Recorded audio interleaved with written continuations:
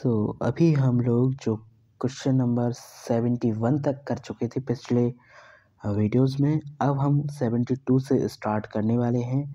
तो आपने पिछले वीडियोस को नहीं देखा है तो लिंक डिस्क्रिप्शन में है, बाकी आप लोग देख सकते हो प्लेलिस्ट में, ठीक है।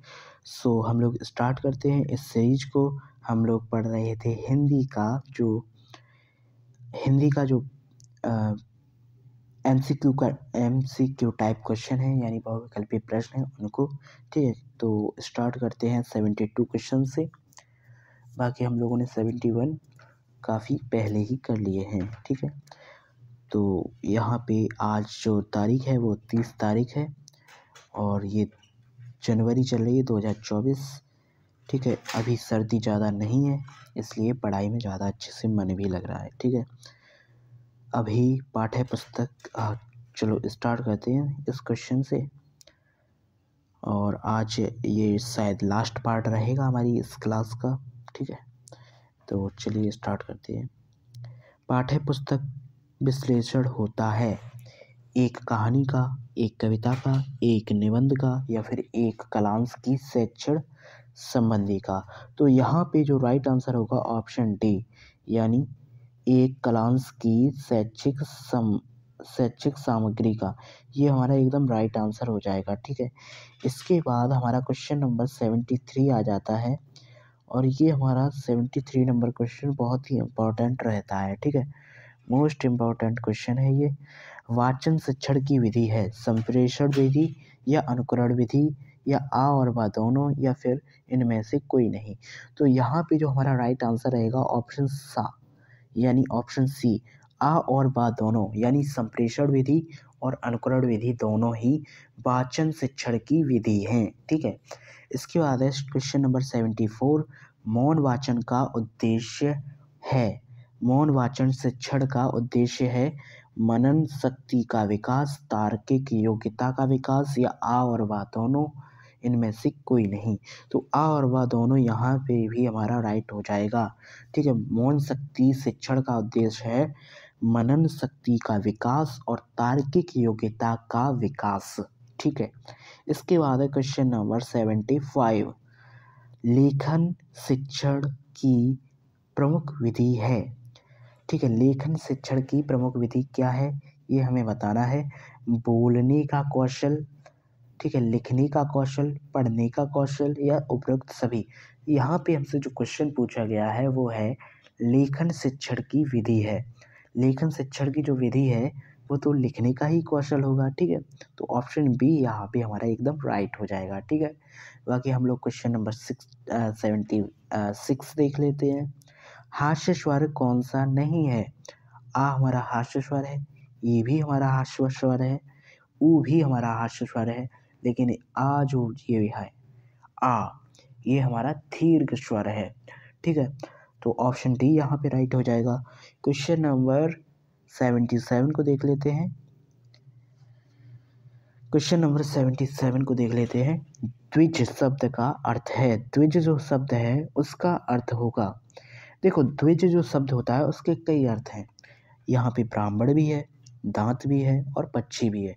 मतलब यहाँ पे इनमें से सभी, मतलब ये सभी द्विज शब्द के अर्थ क्या है? ब्राह्मण, पक्षी, दांत, ये सभी है, ठीक है। क्वेश्चन नंबर 78 देख लेते हैं। लिपि का प्रथम सोपान है चित्रलिपि, वर्णलिपि, अक्षर लिपि या इनमें से कोई नहीं।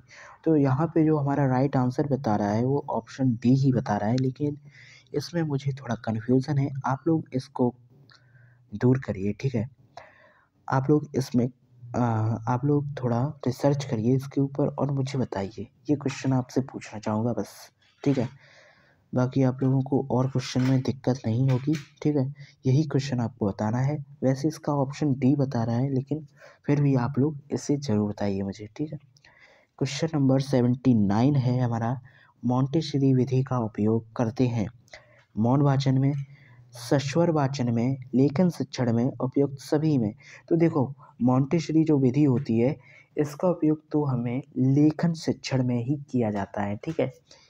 तो ऑप्शन सा यहाँ पे राइट हो जाएगा, ऑप्शन सी, ठीक है। इसके बाद है क्वेश्चन नंबर 80, ठीक है। तो पर्वत का समानार्थी शब्द बताना है हमें, ठीक है। घन होगा, आरग आगर होगा, कूट होगा, पादप होगा। तो यहाँ पे ऑप्शन सी जो है कूट एकदम राइट हो जाएगा। क्वेश्चन नंबर 81, विरोध शब्द का विलोम शब्द समर्थन होगा, ठीक है। विरोध का जो विलोम होगा वो समर्थन हो जाएगा, ठीक है। लेकिन यहाँ पे सहायता भी बता रहा है, लेकिन ये गलत माना जाएगा, ठीक है। तो समर्थन हमारा राइट रहेगा, लेकिन सहायता हमारा सही नहीं रहेगा। विरोध का, हम किसी के विरोध में जा रहे हैं, हम किसी का साथ दे रहे हैं, ठीक है। तो समर्थन ही राइट होगा हमारा यहाँ पे। यहाँ पे जो उत्तर जो है ये वाला, ये गलत लग रहा है मुझे, ठीक है। बाकी आप लोग इसमें मुझे डाउट है, तभी मैंने ये टिक लगाया शायद, ठीक है। तो इसको थोड़ा ध्यान से दीजिएगा, ठीक है। समर्थन यहाँ पे एकदम राइट होगा, क्योंकि हमने पिछले वीडियो में भी इसको कंप्लीट कर लिया था। विरोध, ये जो क्वेश्चन था रिपीट हुआ है, और यहाँ पे जो ऑप्शन है यहाँ पे गलत दे रहा है। यहाँ पे जो ऑप्शन हमारा होगा विरोध के, उससे विरोध का जो विलोम होगा वो समर्थन ही होगा, ठीक है। तो ये मैं आपको बता देता हूँ। इसके बाद है क्वेश्चन नंबर 82, अहि शब्द का अर्थ है। अहि जो शब्द है उसका अर्थ क्या है? सर्प है, शार्दूल है, नृप है, भौरा है। तो अहि जो शब्द है उसका अर्थ होगा सर्प, ठीक है, सांप। स्थावर शब्द का विलोम शब्द, स्थावर, सचल, चेतन, चंचल या फिर जंगम। जंगम हमारा एकदम राइट हो जाएगा यहाँ पे, ठीक है। क्वेश्चन नंबर 84 को देख लेते हैं। देवनागरी लिपि की विशेषता से संबंधित नहीं है। मोस्ट इम्पॉर्टेंट क्वेश्चन है। पहली बात तो ये 2017 की एग्ज़ाम में आया होगा, ठीक है, यहाँ पे लिखा है। अब देखो इसके ऑप्शन देख लेते हैं, उसके थ्रू हम इस क्वेश्चन को करते हैं।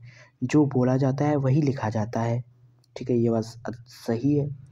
एक वर्ड में दूसरे वर्ड का भ्रम होता है, ये बात भी सही है। सिरा रेखा का प्रयोग अनावश्यक एवं अलंकरण के लिए, ये बात हमारी गलत हो जाती है। जो हम लोग ऐसे करके लिखते हैं आ म न, ठीक है, अमन लिखा मैंने। यहाँ पे जो ये लगाई गई रेखा, ये केवल अच्छी दिखने के लिए नहीं लगाई जाती है। ये इसका अलग भी मतलब रहता है, ठीक है। अगर ये हम ऐसे नहीं लगाएंगे तो कुछ अलग ही लगेगा, ठीक है। तो इसलिए यहाँ पे जो सिरा रेखा है वो लगाई जाती है, ठीक। यहाँ पे जो लास्ट ऑप्शन रहेगा, एक वर्ण संकेत से अनिवार्य एक ही ध्वनि व्यक्त होती है, ये बात सही है, ठीक है। तो यहाँ पे जो हमारा राइट आंसर हो जाएगा ऑप्शन सा यानी सी हो जाएगा, ठीक है। इसके बाद है क्वेश्चन नंबर 85, भाषा की छोटी इकाई है। भाषा की जो छोटी इकाई है वो वर्ड है। अगर हमारे पास वर्ड नहीं होंगे तो हम क्या ही बोलेंगे, ठीक है। तो ऑप्शन डी हो जाएगा यहाँ पे राइट। ये इस क्वेश्चन को हम पहले भी कर चुके हैं, ये क्वेश्चन रिपीट है, ठीक है। क्वेश्चन नंबर 86 देखते हैं। वर्णमाला का आशय है।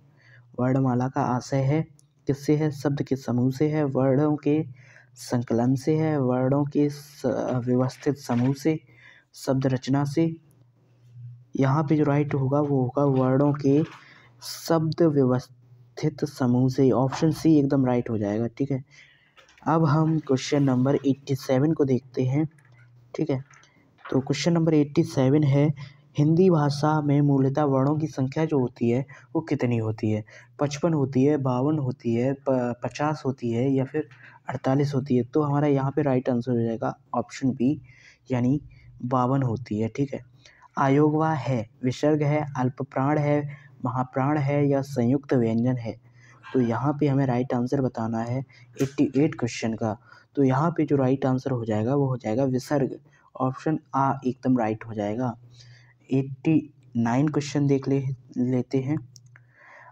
इंग्या और आ, इंग्या और अड़ा जो है वर्ड, ये कैसे वर्ड हैं? उच्छिप्त हैं या अंतस्थ हैं या संयुक्त हैं या फिर ऊष्म हैं? तो यंग्या और अड़ा अभी हमने पिछले वीडियो में देखा था, ये जो वर्ड होते हैं वो उत्क्षिप्त होते हैं, ऑप्शन ए एकदम राइट हो जाएगा। इसके बाद क्वेश्चन नंबर 90, शाह का उच्चारण स्थल है। शाह जो है, शाह, इसका उच्चारण स्थल क्या होगा? तालु होता है, तालु, ठीक है। शाह, शाह जो होता है वो तालु से, ठीक है। इसके बाद है आनंद का विलोम क्या होगा? आनंद, ठीक है। यहाँ पे हमें आनंद का विलोम बताना है। क्वेश्चन नंबर 91 को हम देख रहे हैं, आनंद का विलोम बताना है। तो आनंद का विलोम यहाँ पे क्या होगा? विषाद हो जाएगा, एकदम राइट हो जाएगा, ठीक है, विषाद। शुद्ध वर्तनी वाला शब्द यहाँ पे हमें छांटना है।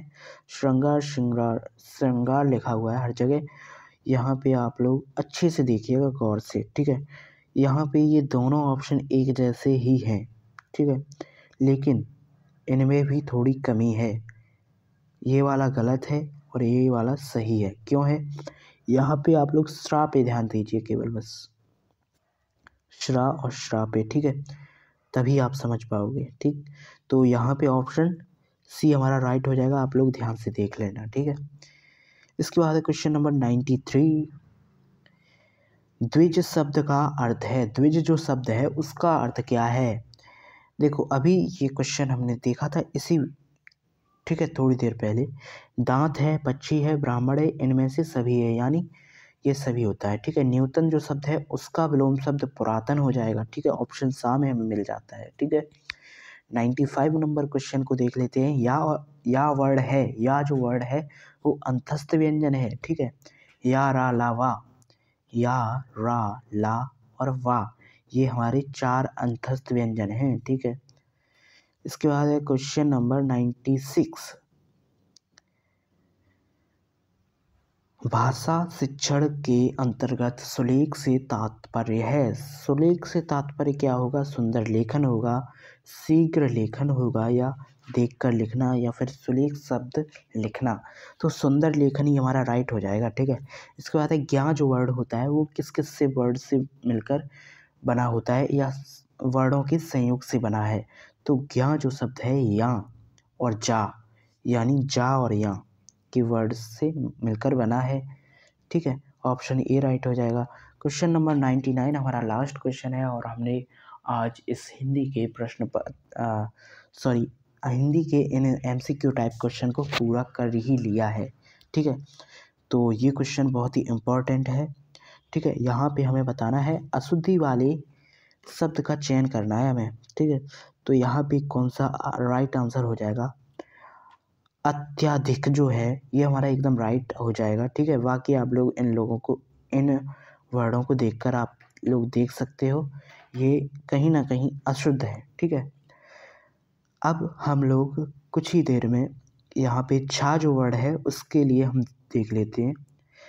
छा जो वर्ड अतिलघुत्तरी प्रश्न भी हम थोड़ा एक कर लेते हैं आज, उसके बाद हम लोग लास्ट में बात कर लेंगे थोड़ी, ठीक है। छा जो वर्ड है वो किसके योग से बना होता है? आधा का प्लस शा के योग से छा हमारा बनता है, ठीक है। अब हम लोग थोड़ी देर बात कर लेते हैं, ठीक है। यहाँ पे आप लोग ने अभी हिंदी का ये मॉडल पेपर ये क्वेश्चंस देखे। हमारे जो टोटल पार्ट थे हमारे 4 पार्ट हो चुके हैं, और आज का ये लास्ट पार्ट हमने करा दिया है। आपकी हिंदी एकदम समाप्त हो चुकी है, यानी अभी पूरा समाप्त नहीं हुआ है, बहुविकल्पी प्रश्न एकदम समाप्त हो चुके हैं, ठीक है। तो अब हम अतिलघुत्तरी प्रश्न को स्टार्ट करने वाले हैं जल्दी से जल्दी। बाकी और भी सब्जेक्ट हैं उनके भी MCQ टाइप क्वेश्चन करने हैं हमें, ठीक है। और जिनके कर लिए हैं उनको आप लोग ज़रूर देख लीजिएगा, ठीक है। बाकी हम लोग नेक्स्ट वीडियो में मिलते हैं। आप लोग कमेंट में ज़रूर बता देना, और काफ़ी चीज़ें मैंने आपको बता दी हैं, ठीक है। जो भी पूछा है मैंने आपसे वो उसका आंसर ज़रूर देना, ठीक है। बाकी मिलते हैं नेक्स्ट वीडियो में। Thank you.